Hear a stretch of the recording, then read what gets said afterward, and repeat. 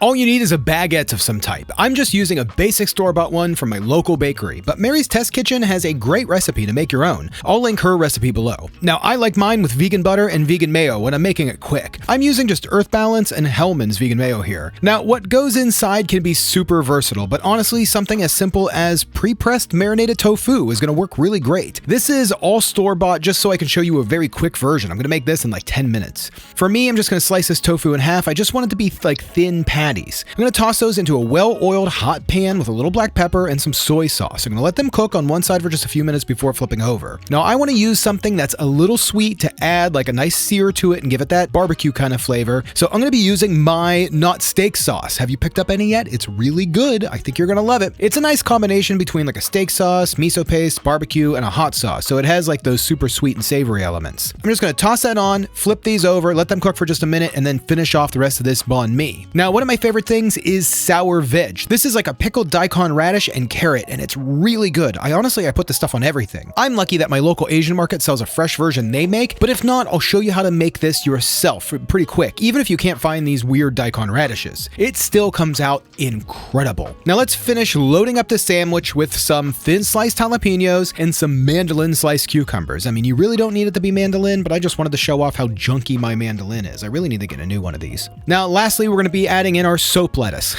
Now, luckily, cilantro tastes pretty incredible to me. I love cilantro and what it's going to add to this banh mi. But if it is soapy to you, maybe try like Thai basil or green onion. That will work pretty well. And me personally, I like to add a little bit of sriracha in the end. The sour veggies, cucumbers, cilantro, it's just so good. Add a little soy sauce too.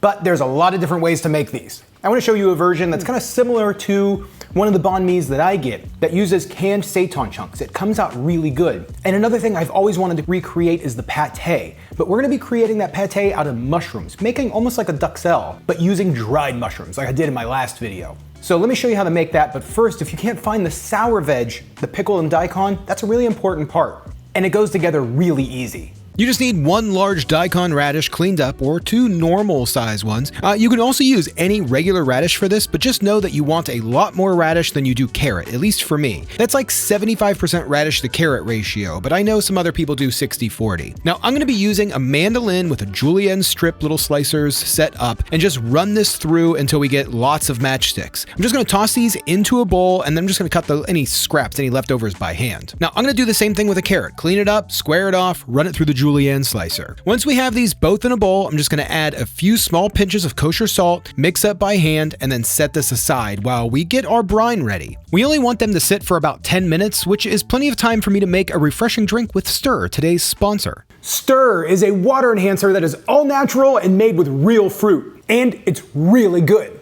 Now that I'm running, doing hot yoga, working out more, I've been outside a lot more, and it's been really hot all summer, and I need to find every way possible to stay hydrated and just drink more water. And Stir has really helped. Now in the summer, I like to drink a lot of lemonade, but this is a combination of basil and lemonade Stir, and I'll tell you, it is mind-blowing. It's incredibly good. All you do is just mix in some ice, water, toss the basil in, 2 squeezes of Stir into a full glass, give it a mix, and boom, you got a 0 calorie, 0 sugar, and super tasty boost of hydration. And they contain vitamin C and a great source of antioxidants. Stir sent me 12 of their unique flavors, which are all really good, but the coconut pineapple and now the lemonade are some of my favorites. But honestly, I enjoy them all. So gang, tap my link in the description below and use my code SAUCE25 to get 25% off your Stir order today. It's really good. Now the brine only takes about 5 minutes to make and we want these to sit in the salt for about 10 minutes. Now this is the pickling brine that I particularly use. I like this one a lot. There are a load of different variations of this. I like my sour veg to actually be a bit sweet, so that's why I like this one, but you can have some fun with it. Add more vinegar if you like. I do about a cup of water, bring it to a boil, turn off the heat, add about a half cup of sugar, stir that in to dissolve the sugar, then add a half cup of rice vinegar. You can do this with white distilled vinegar as well, apple cider vinegar, but but I really like the sweetness of the rice vinegar. Now I'm gonna let that sit off the heat just to cool down for a bit, and it's been about 10 minutes, and the salt has worked its magic on the veg, and you can see how much water comes out of these. I'm gonna give them a few tight squeezes just to remove a lot of the moisture, and you can see, I'm only pouring this in a cup so you can see how much liquid actually comes out of these, but normally I would just toss it outside on some plants or something. Now I'm gonna run these under cold water to rinse off any extra salt. I don't want them to be too salty. Then we're gonna drain off and squeeze again. At this point, I'm just gonna toss these into a large container. You can use a mason jar. I love these like little leftover soup containers. They work really good for this. And I'm just gonna pour over the pickling brine. It should fill mostly to the top, but if you do have some room, you can just add a little bit of cold filtered water.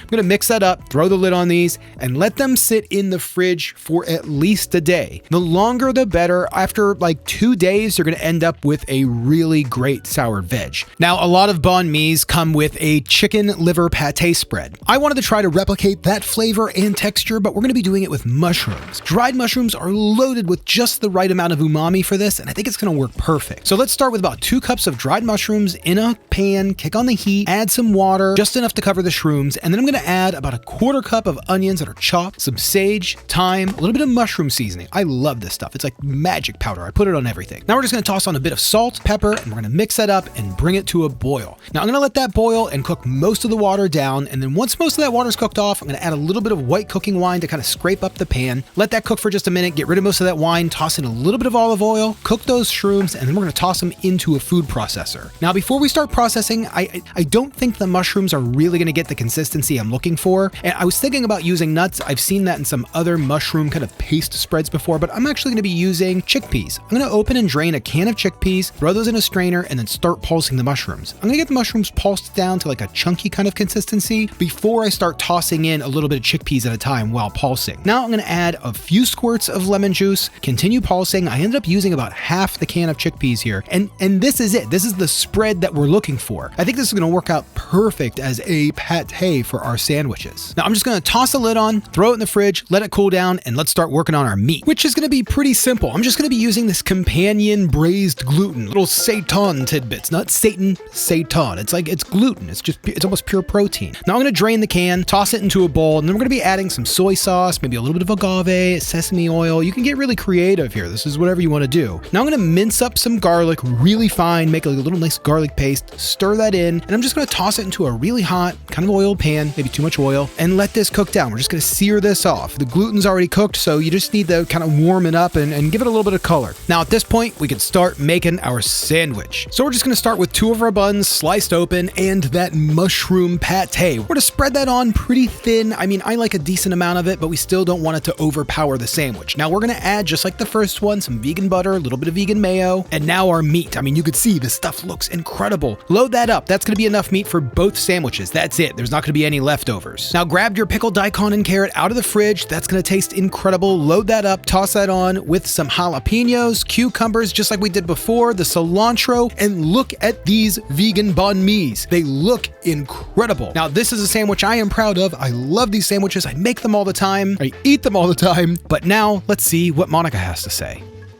This is a very good flavor. Right? So what do you think? Like, what do you give me the breakdown of your banh mi sandwich? Yeah, so it's refreshing, it's savory, it's just very tasty. I love it.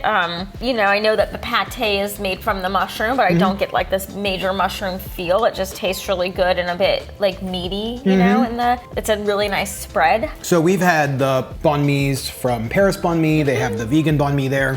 What do you think comparable? Oh my God. I actually think this is a little bit more fresh and refreshing. I like this one. And it tastes like